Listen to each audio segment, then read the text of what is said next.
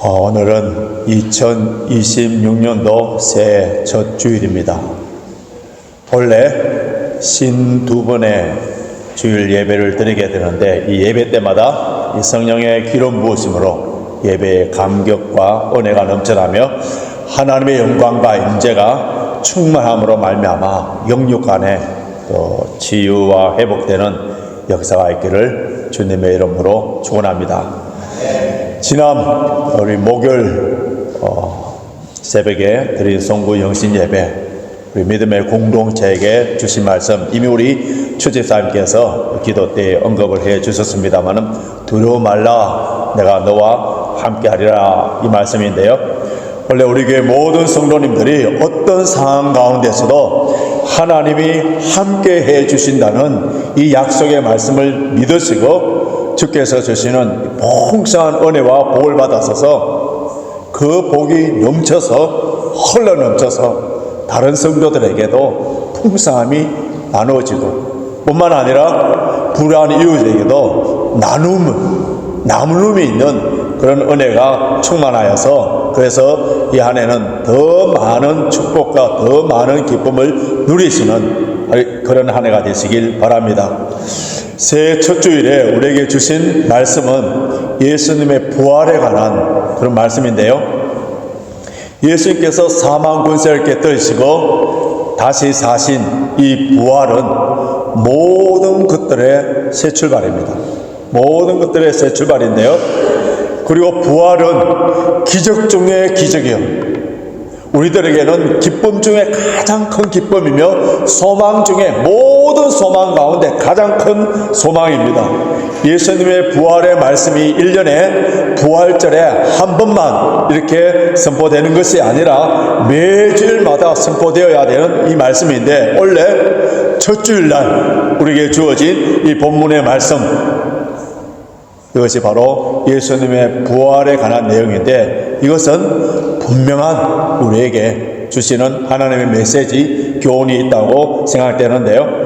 2026년도 원래 우리 인생에 어떠한 출발이 있든지 아마 우리 가운데는 새로운 사업을 시작하시는 분도 있을 겁니다. 새로운 직장을 구해서 출발해야 되는 분들도 있고요. 또 새로운 가정을 이루는 결혼하는 그런 자매도 있을 것이고 또 어떤 가정에는 새로운 아기가 태어나는 그런 일도 있을 것이고요. 심지어 취미생활마저도 새롭게 출발해 나가 새로운 인간관계를 새롭게 형성해 가야 되는 이 모든 일들에 있어서 새롭게 출발해 가고 있는 우리들에게 하나님의 그 부활의 능력으로 하나님께서 함께 해 주심으로 두려워하지 말고 담대하게 기쁨으로 소망을 가지고 출발하라 하는 것이 2026년도 첫 주일 예배를 드리는 우리에게 주시는 하나님의 음성 메시지예요. 무신론자들이나 불신자들 또 타 종교들이 우리 기독교를 공격할 때에 예수님 생애 가운데에 다른 것들은 잘 건드리지 않습니다. 유일하게 집중적으로 공격하는 것이 무엇이냐면 예수님의 부활인데요. 이것을 비판하고 심지어 거짓말로 이렇게 소문을 퍼뜨리는 것이 바로 예수님의 부활입니다. 인류 역사상 어느 인간이든지 세계 수많은 종교 가운데서 어느 누구도 흉내낼 수 없는 유니크한 기독교에 있어서 유니크한 세계 온 역사 가운데도 유일한 사건이 무엇이냐 하면은 예수님의 부활이에요. 근데 이 예수님의 부활을 무너뜨리기 위해서 온갖 거짓말들, 수많은 거짓말들, 수많은 핍박, 수많은 환란을 통하여서 무너뜨리려고 노력해왔지만은 2000년 기독교 역사 가운데 주님의 부활은 분명한 역사적인 사실이기 때문에 오늘날도 전해지고 오늘날 수많은 선교사님들이 순교를 당하면서도 이 부활의 소식을 전해주고 있고 뿐만 아니라 오늘 우리가 이 부활의 감격을 가지고 예배를 드리고 있습니다. 2000년 전 예수님께서 부활하시는 그날에 예수님을 십자가 못 박아 죽이도록 했던 그 유대 종교 지도자들, 이 사람들이 그 예수님의 무덤을 지키던 그 병사들을 돈을 싸서 돈으로 매수하여서 그래서 예수님 부활을 거짓이라고 제자들이 그 시체를 훔쳐갔다고 이런 거짓 소문을 퍼뜨렸던 거예요.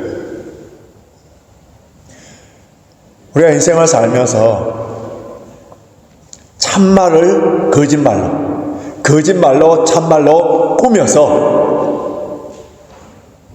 그렇게 하는 것은 쉽지 않은 일입니다. 그렇게 했다 하더라도 그거 다 들통이 나버리는 거예요. 다 진실은 드러나게 마련해.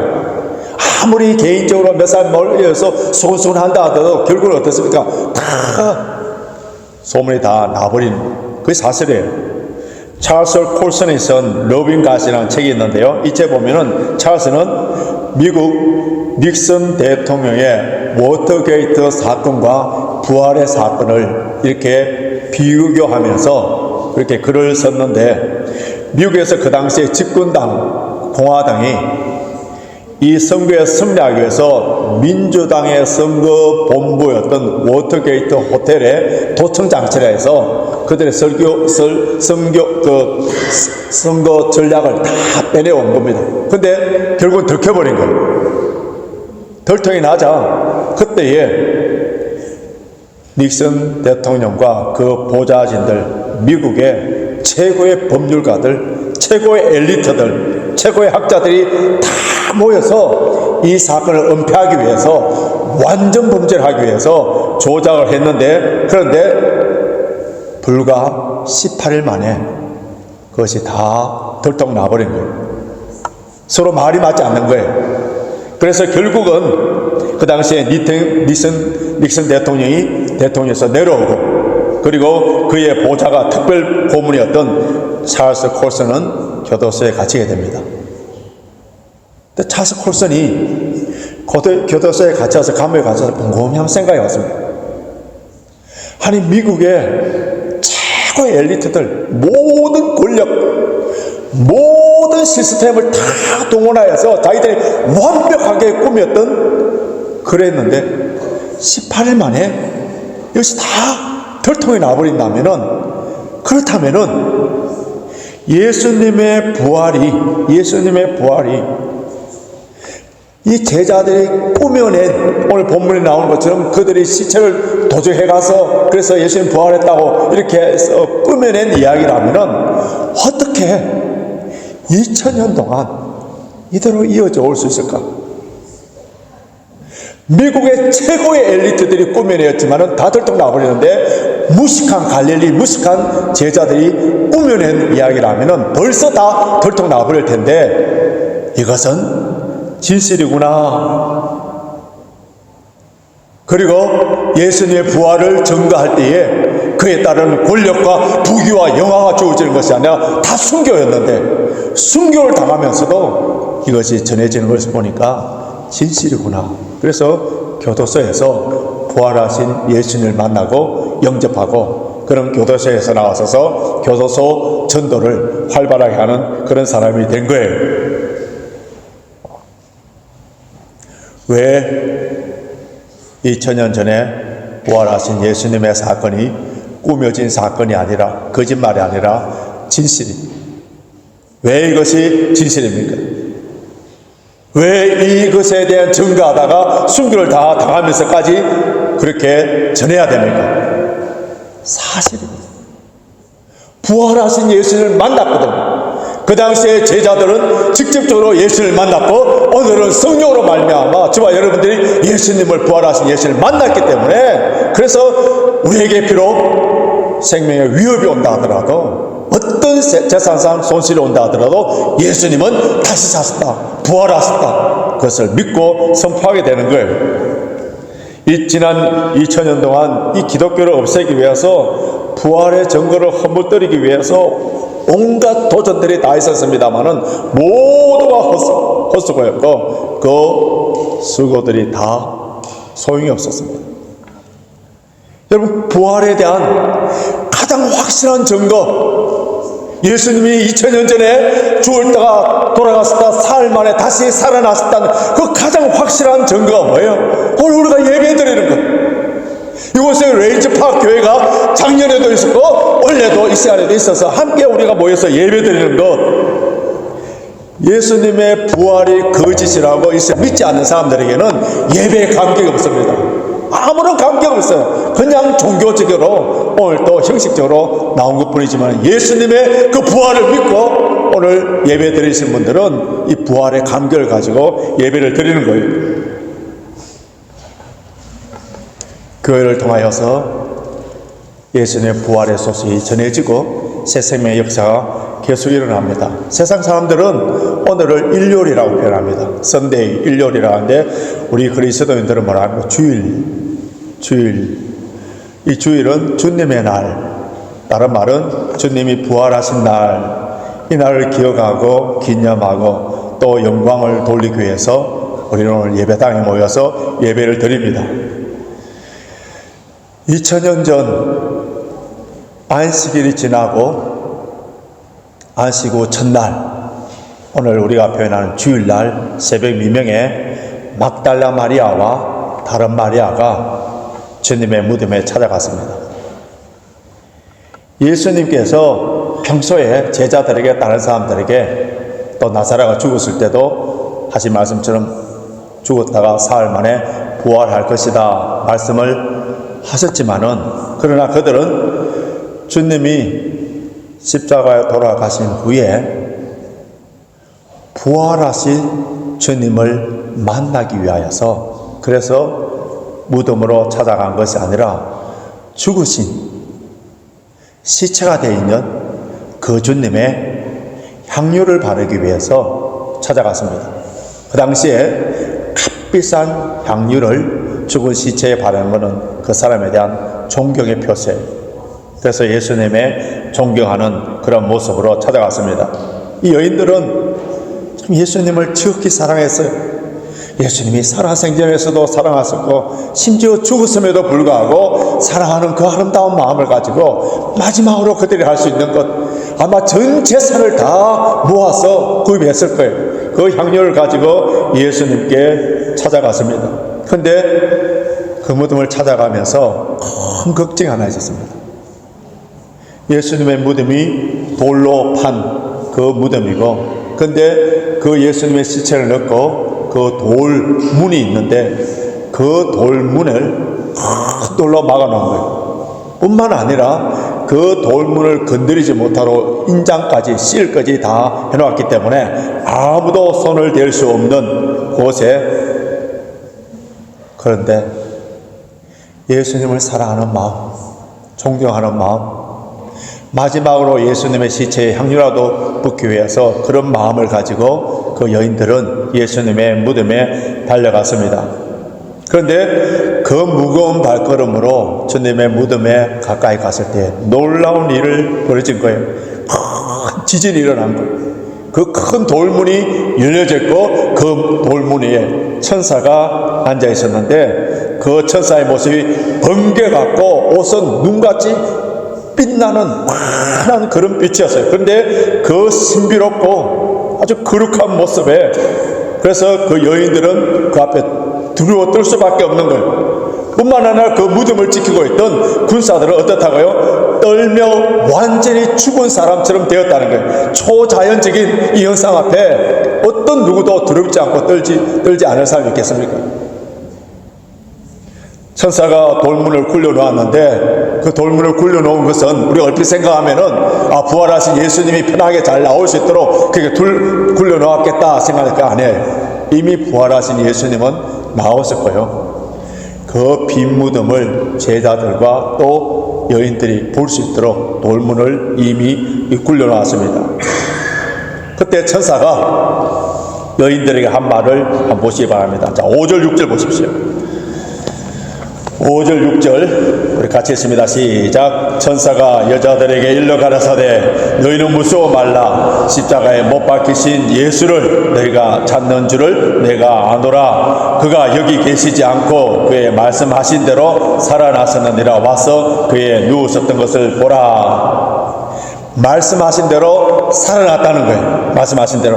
그리고 누웠었던 곳, 시체를 놓아놨던 그곳을 보라. 그러면서 특별한 명령을 하나 줍니다. 특별한 사명을 하나 주는 거예요. 그것이 무엇이냐 하면은 7절입니다. 자, 7절 보십시오. 같이 있습니다. 시작. 또 빨리 가서 그의 제자들에게 이르되 그가 죽은 자 가운데서 살아났었고 너희보다 먼저 갈릴리로 가시나니 거기서 너희가 배우리라 하라. 보라, 내가 너에게 일렀느니라 하거늘.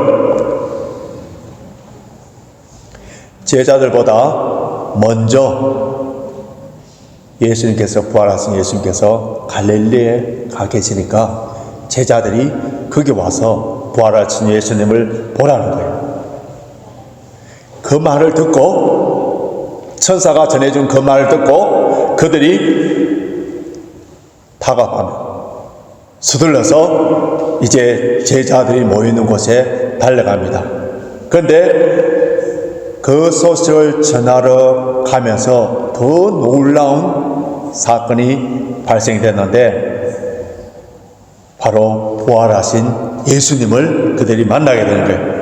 그런데 예수님께서, 부활하신 예수님께서 그 여인을 향하여서 무슨 말씀을 하시는지 9절 보십시오.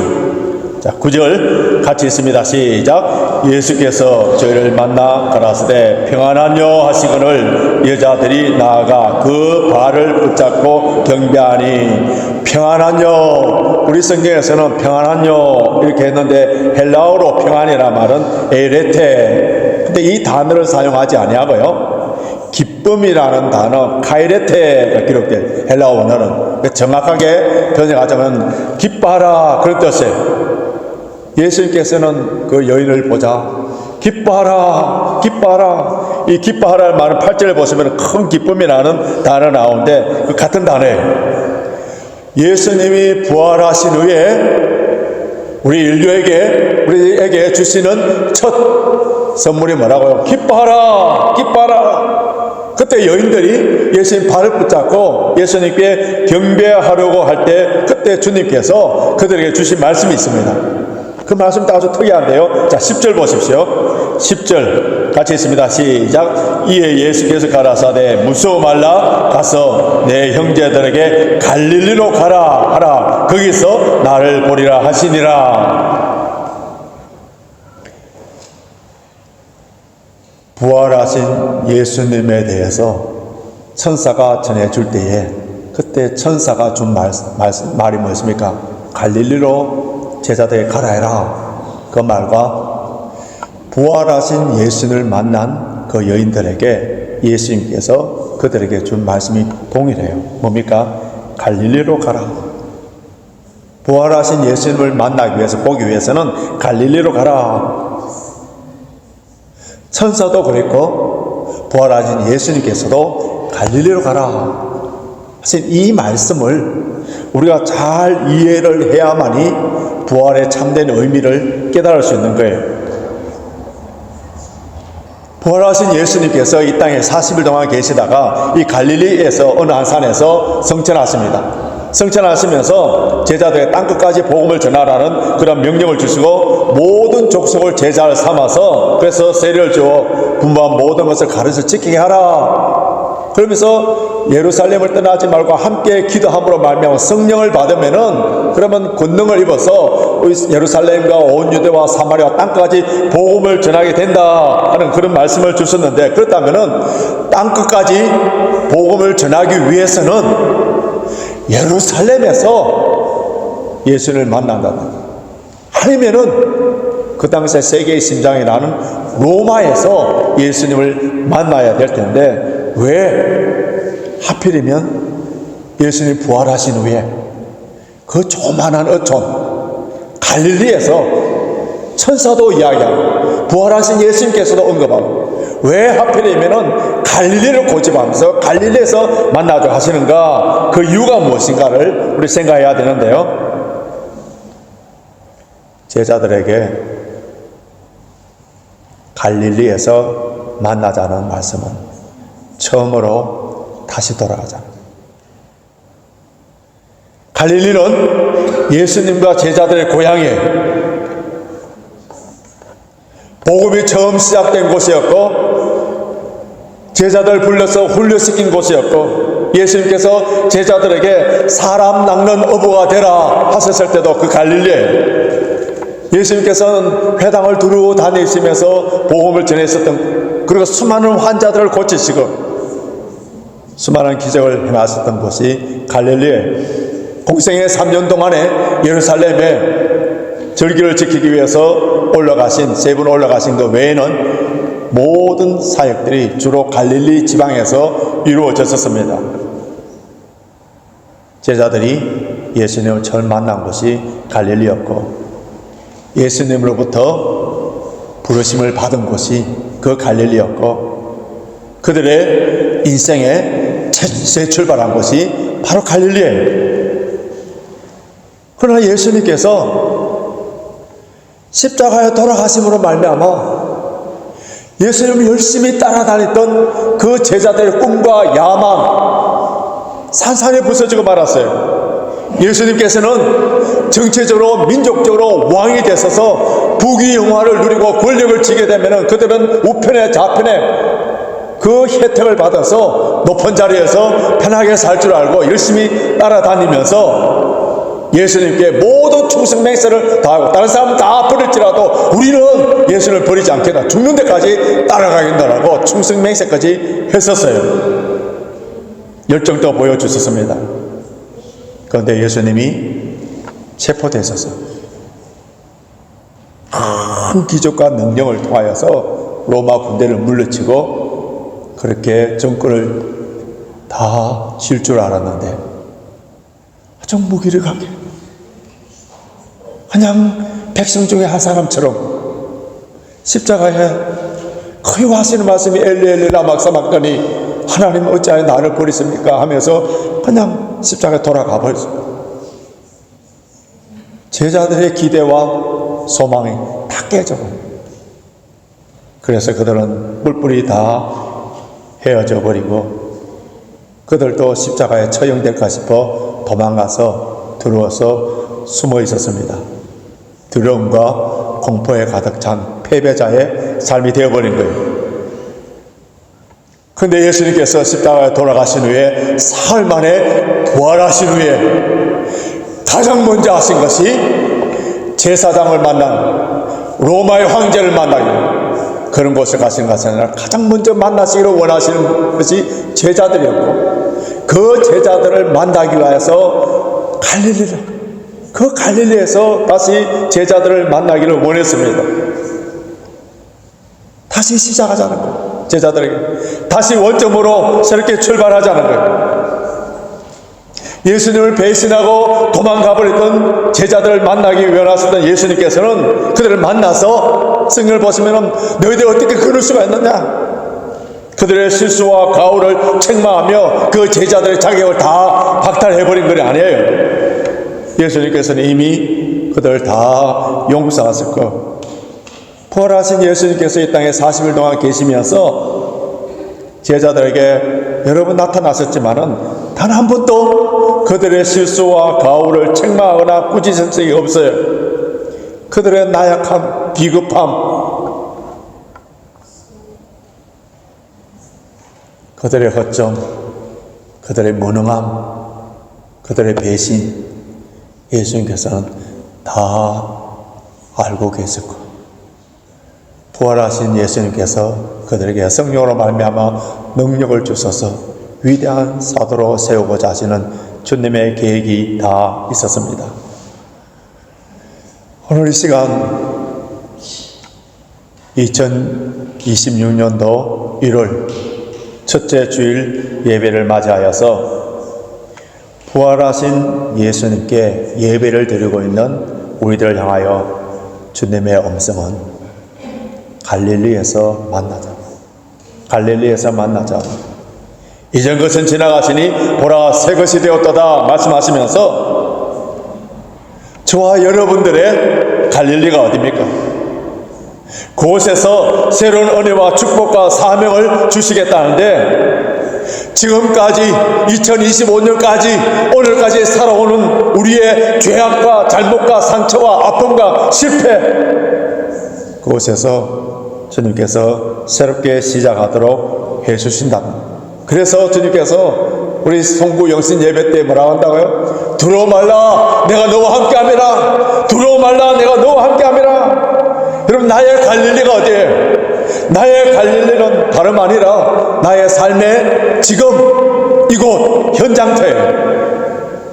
나의 현재의 가정, 내가 일하고 있는 나의 일터, 내가 섬기고 있는 레인지팍 교회, 이곳을 갈릴리의 땅끝까지 출발점으로 삼으라. 그리고 우리의 삶의 터전에서 다시 시작하는 것, 우리 삶의 터전에서 다시 새롭게 시작하는 것이, 그것이 바로 진정한 부활이라는 거예요. 주님은 사망 권세를 깨뜨리시고 막혔던 그 무덤의 돌문을 여시고 부활하신 것처럼 바로 우리도 이 자리에서 다시 시작하는 게, 그게 진정한 부활의 신앙이에요.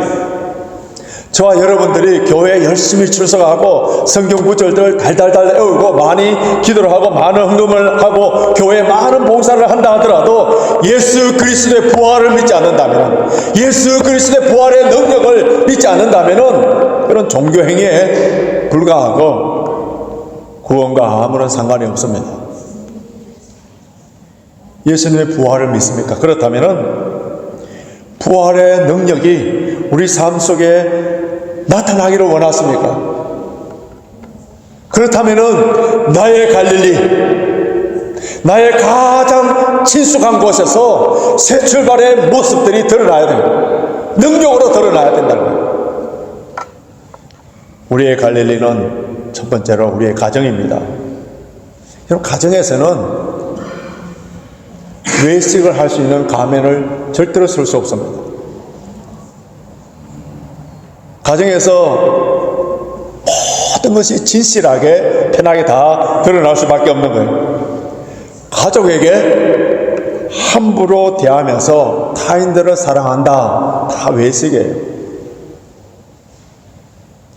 우리의 삶의 현장터에서 1차적으로 이루어질 가족 간의 관계에서 신뢰와 사랑인데, 삐뚤어진 둥지에서는 온전한 새끼들이 자랄 수가 없는 거예요. 자녀의 문제, 남편의 문제, 아내의 문제, 여러분, 결국 누구의 문제예요? 바로 나의 문제예요. 문제 아이는 없다, 문제 부모가 있을 뿐이다 라는 말이 있지 않습니까? 가정에서 무릎을 꿇고 기도하는 부모님의 모습을 보고 자란 아이들은 교회당에서는 어디든지 기도하는 자녀들이 됩니다. 가정에서 부모들이 성경을 읽고 가정 예배를 드리는 그러한 모습을 보고 자라는 아이들은 주일 예배를 온전하게 드리는 그런 자들이 되고요. 가정에서 정직한 삶을 사는 부모들의 모습을 보고 자란 아이들은 어떤 환경 가운데서도 절대로 거짓말하지 않습니다. 나의 삶의 현장터가 바로 갈릴리예요. 부활하신 주님께서 가정에서 다시 시작하라는 말씀을 하십니다. 여러분, 부활의 능력을 믿습니까? 그렇다면 가정에서부터 새로워져야 되는 거예요. 또 나의 갈릴리가 어디입니까? 우리의 삶의 현장터인 우리의 일터예요. 우리 크리스찬의 아이덴티티가 우리 일터에서 투명하게 드러나야 되는 거예요. 내가 일하는 내용, 내가 일하는 방식, 또 직장에 함께 일하는 그 사람들과 함께 관계 속에서 내 자신이 그리스도인 예수 그리스도를 닮은 사람이라는 사실을 다른 사람들이 인정을 해줘야 됩니다. 당신은 하나님의 사람이구나. 당신은 하나님의 아들이구나. 당신은 참 예수 그리스도를 믿는 자구나 하는 것이 어디에서요? 일터에서, 우리 일상적인 삶에서 나타나야 되는 거예요. 우리 이름이 뭡니까? 성도지 않습니까? 성도. 거룩한 자. 신선한 성도가 하나님의 말씀에 어긋나지 아니하고 양심에 어긋나지 아니하는, 그래서 선택된 모든 직업은 다 성직이에요. 제 말이 아니라 그럼 베드로전서 2장 9절 보십시오. 베드로전서 2장 9절 같이 읽습니다. 시작. 오직 너희는 택하신 족속이요 왕같은 제사장들이요 거룩한 나라요 그의 소유된 백성이니 이는 너희를 어두운 데서 불러내어 그의 기이한 빛에 들어가게 하신 자의 아름다운 덕을 선전하게 하려 하심이라. 화면이 아직 준비 안 됐나요? 모든 믿는 사람들은 하나님 앞에 뭐라고요? 제사장이에요. 왕같은 제사장. 다른 말로 성직자들. 따라서 성도들이 가진 모든 직업이 뭐라고요? 성직이라는 거예요. 성직.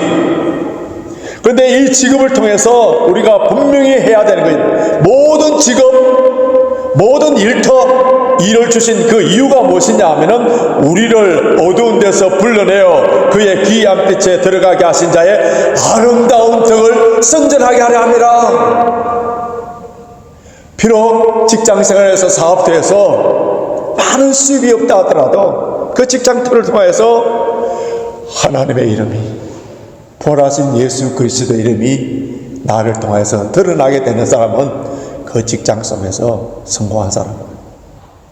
아무리 직장에서 돈을 많이 끌어모으고 부자가 된다 하더라도 하나님의 아름다운 이름이 나의 욕심과 나의 교망 짓밟히게 된다면 그 사람은 그 삶의 실패자예요.